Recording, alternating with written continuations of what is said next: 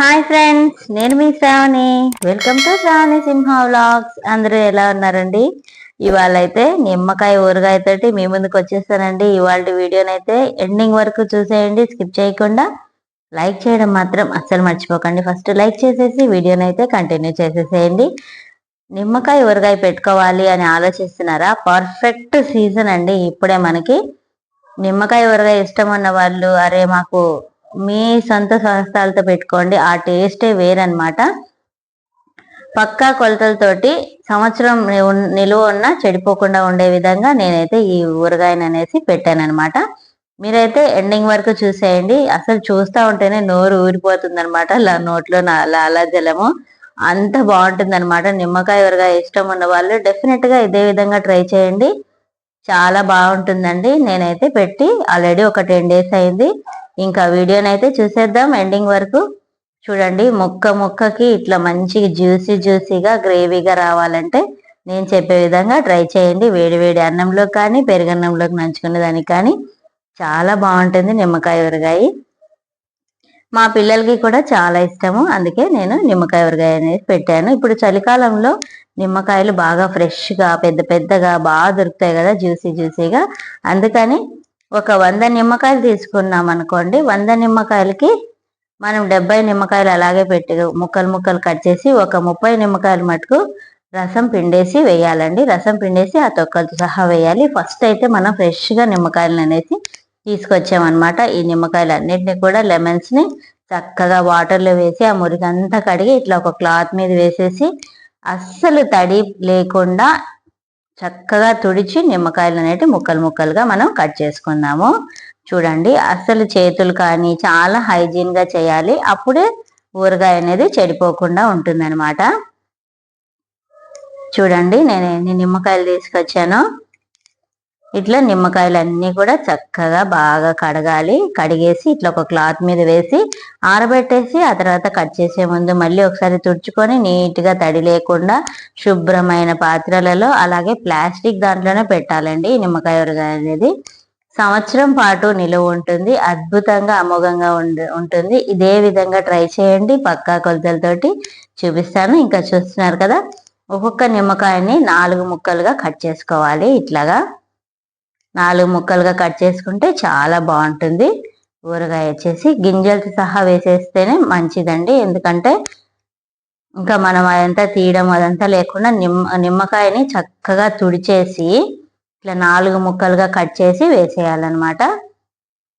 చూస్తున్నారు కదా, ఇట్లా 4 ముక్కలుగా కట్ చేయాలి. చెప్పాను కదా కొలత అయితే 100 నిమ్మకాయలు తీసుకున్నప్పుడు 70 నిమ్మకాయలని ఇట్లా ముక్కలుగా ఇలాగే కట్ చేయాలి. 30 నిమ్మకాయలు మాత్రం రసం పిండేసేయాలి. 70 నిమ్మకాయలు అలాగే వేసి 30 నిమ్మకాయలని అలాగే రసం అంతా తీసి ఆ తొక్కతో సహా వేసేయాలి. ఇందులో టెక్నిక్ చాలా ఈజీ అండి. నిమ్మకాయ ఊరగాయ పెట్టుకోవడము ఒక్కసారి పెట్టుకున్నాం అనుకోండి, మనకు ఎప్పుడు కావాలంటే అప్పుడు తీసి తాలింపు వేసే విధంగా నేను చూపిస్తున్నాను. ఇంకా మీరు రకరకాలుగా చేస్తారు కదా, ఇదే విధంగా ట్రై చేయండి. ఈజీగా టేస్టీగా ఉంటుంది. పెద్ద ప్రాసెస్ ఊరగాయ అనుకునే వాళ్ళు ఈ విధంగా ట్రై చేయండి. టేస్ట్ అయితే చాలా బాగుంటుంది. ఇప్పుడు మనం ఈ నిమ్మకాయలకి సరిపడా కళ్ళుప్పు అనేది కలుపుతున్నామండి. కొంచెం ఉప్పు అనేది పసుపు అనేది కొంచెం ఎక్కువగానే వేసుకోవాలి మనము, అప్పుడే ఊరగాయ అనేది చెడిపోకుండా ఉంటుంది. 2 భాగాలుగా తీసుకొని ఈ నిమ్మకాయలకి మనము ఉప్పు అనేది యాడ్ చేసినాం. అది కూడా కళ్ళుప్పే వేయాలండి, ఎందుకంటే రసం వస్తుంది కదా, ఆ జ్యూస్ అంతా కూడా మంచిగా కరిగిపోతుంది. ఉప్పు అంతా కూడా ఇట్లా చక్కగా కలుపుకోవాలి. చేత్తో అయినా కలపచ్చు, లేదంటే తడి లేని గంట తీసుకొని గరిటెతోటైనా కలుపుకోవచ్చు. ఇట్లా ఏ సీజన్కి తగినట్టుగా ఆ సీజన్కి ఊరగాయలు పెట్టుకున్నాం అనుకోండి, మనకు బయట కొనాల్సిన అవసరమే ఉండదు.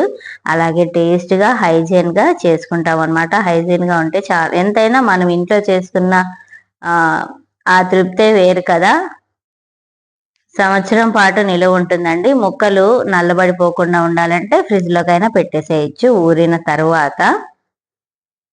ఇట్లా ఉప్పు పసుపు చక్కగా కలిపేసేయాలండి. నేను హాఫ్గా తీసుకున్నాను, లేదు పెద్ద గిన్నెలో తీసుకుంటే ఒకే చోట వేసి చక్కగా వేయచ్చు. చూడండి, ఇట్లా ఉప్పు పసుపు బాగా పట్టేలా ముక్కలకు మంచిగా కలపాలండి.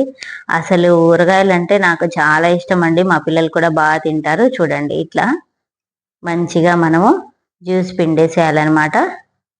పిండేసి ఆ ముక్కలు కూడా అందులోనే వేసేయాలి. ఒక 30 నిమ్మకాయల వరకు పిండాను. బాగా జ్యూసీగా ఉంటాయండి. ఇప్పుడు ఈ సీజన్లో పెట్టుకుంటే మనం నిమ్మకాయలు, అందుకే చలికాలంలోనే పెట్టుకోవాలి. ఈ వింటర్ సీజన్లో ఫ్రెష్గా దొరుకుతాయి నిమ్మకాయలు, చాలా తక్కువగా కూడా దొరుకుతాయి. ఇది చాలా ఖర్చు తక్కువతోటి కూడుకున్నటువంటి నిమ్మకాయ ఊరగాయ అని అయితే నేను చెప్తాను. ఎందుకంటే నిమ్మకాయలు మనం ఒక 100-200 తీసుకున్నాం అనుకుంటే సరిపోతుంది. ఇందులో జస్ట్ మనం కలిపి పెట్టాల్సింది ఉప్పు, పసుపు అనమాట. నేను 3 రోజులకి ఊరిన తర్వాత అంతా కలిపి ఇట్లా ఒక ప్లాస్టిక్ డబ్బాలో వేసి ఉంచానండి. 3 రోజుల తర్వాత చూసారా ముక్కలు చూడండి ఎంత జ్యూసీగా చక్కగా వచ్చిందండి. గాలాడని చోటు, కొంచెం గాలి తగలని చోటు పెట్టాలన్నమాట. చూడండి మనం వేసినప్పుడు జార్ నిండా కొనింది అనమాట. ఇప్పుడేమో కొంచెం తగ్గిపోయింది, ఆ డబ్బా నిండుగా వచ్చింది. ఇట్లా వస్తుందండి. మనం పెట్టిన తర్వాత 3వ రోజు ఖచ్చితంగా కలుపుకోవాలి. అలాగే మళ్ళీ ఒక 3-4 రోజులకి మళ్ళీ కలపాలి. ఎందుకంటే ముక్కలు చాలా చేదుగా ఉంటాయి కదా ఎంత రసం పిండినా కానీ. అందుకని వెంటనే తాలింపు వేసుకోకుండా ఒక 10 రోజులు ఆగిన తర్వాత తాలింపు వేసుకుంటే చాలా బాగుంటుంది, తినగలం అనమాట. అప్పుడు ముక్కలు పులుపు ఉన్నా సరే ముక్కలు చేదుగా ఉంటాయి కదా. పోపు కూడా హెవీగా ఏం అవసరం లేదండి. జస్ట్ ఇట్లా ఆవాలు, జీలకర్ర, మినపప్పు, పోపు దినుసులు ఏవి కావాలంటే వేసుకోవచ్చు. అలాగే ఒక చిన్న వెల్లుల్లిపాయ గడ్డ వేసేసుకుంటే సరిపోతుంది, ఇట్లా చిదిమేసుకొని. అలాగే కారం పొడి కూడా మంచి కారం పొడి వాడాలంటే ఇది వచ్చేసి ఆచి చిల్లీ పౌడరు. నేను ఒక డబ్బా నిండా తీసుకున్నాను. ఈ డబ్బాకి సరిపడా పోపు ఆయిల్ అయితే చూపిస్తున్నాను. ఇట్లా కొంచెం కొంచెంగా తీసి వేసుకోవచ్చండి, అంతా ఒకేసారి వేసి పెట్టుకోవాల్సిన అవసరం లేదు. దీనికి సరిపడా కారం కూడా వేస్తున్నాను. మీరు తినే స్పైసీ లెవెల్ని బట్టి మీరు యాడ్ చేసుకోవచ్చు. మా ఇంట్లో చిన్నపిల్లలు ఉన్నారు కాబట్టి నేను కొంచెం తక్కువగానే వేసుకుంటాను. ఇంకా అలాగే మెంతులు మెంతి ఆవపొడి అనమాట. ఇది జస్ట్ ఒక స్పూన్ వేసుకుంటే చాలండి. మనం తీసుకునే ఒక 1/2 కిలో ఊరగాయ అనుకోండి, ఇది సరిపోతుంది. ఆయిల్ కూడా సరిపోయింది పర్ఫెక్ట్ గా. ఇట్లా తాలింపు అంతా వేగిన తర్వాత దీన్ని పెట్టేసి కొంచెం సేపు వేడి అవనివ్వాలి, ఎక్కువ ఉడికించాల్సిన అవసరం లేదు. ఇట్లా పెట్టేసుకొని మనము బయట పెట్టేసుకోవచ్చు. ఇది ఇంకా మిగిలిన ఊరగాయని ఫ్రిడ్జ్ లో అయినా పెట్టుకోవచ్చు, బయట అయినా పెట్టుకోవచ్చు. ఫ్రిడ్జ్ లో పెట్టుకుంటే ఈ ఫ్రెష్నెస్ అనేది ఇలాగే ఉంటుంది, ముక్కలు నల్లబడకుండా, కారం నల్లబడకుండా ఉంటుంది అనమాట. ఇంతే అండి, నిమ్మకాయ ఊరగాయ అయితే రెడీ అయిపోయింది.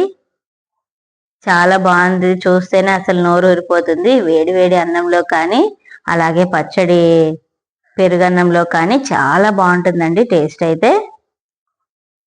చూసారా, ఇది ఫ్రెండ్స్ ఇవాళ వీడియో అయితే. మన ఛానల్ని ఎవరైనా ఫస్ట్ టైం చూస్తున్నట్లయితే డెఫినెట్గా సబ్స్క్రైబ్ చేసుకోండి. పక్కన ఉన్న బెల్ ఐకాన్ కూడా ట్యాప్ చేయండి, ఆల్ అని పెట్టేసుకోండి. నేను ఏ వీడియో పెట్టినా వెంటనే మీ వరకు నోటిఫికేషన్ వస్తుంది. అలాగే ఈ ఊరగాయ ఎలా అనిపించింది అనేది కూడా నాతో కామెంట్ సెక్షన్లో తెలియచేయండి. అలాగే మీ ఫ్రెండ్స్ అండ్ ఫ్యామిలీ మెంబర్స్ కూడా షేర్ చేయండి.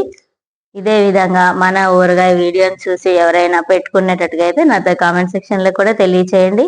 ఇట్లా అంతా ఒక జార్లోకి నింపేసుకున్నాను నేను చల్లారిన తర్వాత. ఇంకా ఇప్పుడు వేడి వేడి అన్నంలోకి మనం ఈ నిమ్మకాయ ఊరగాయ పెట్టుకొని తింటే అసలు లాలాజలం ఊరిపోతుందండి, చాలా బాగుంటుంది. వేడి వేడి అన్నం అప్పుడే అయింది, ఇంకా ఊరగాయ తాలింపు వేసాం కదా, ఇది వేసుకొని తింటా ఉంటే వేడి వేడి అన్నము అసలు టేస్ట్ అయితే అదిరిపోయిందండి. ఇంకా నేను వేసిన కారం ఇవన్నీ కూడా టేస్ట్ బాగా సరిపోయింది. ఇంకా నేనైతే ట్రై చేస్తున్నాను, నేను మా అక్క ఇద్దరం కలిసి. ఇది ఫ్రెండ్స్ ఇవాళ వీడియో ఎండింగ్ వరకు చూసినందుకు చాలా థ్యాంక్స్ అండి. Thanks for watching. Thanks for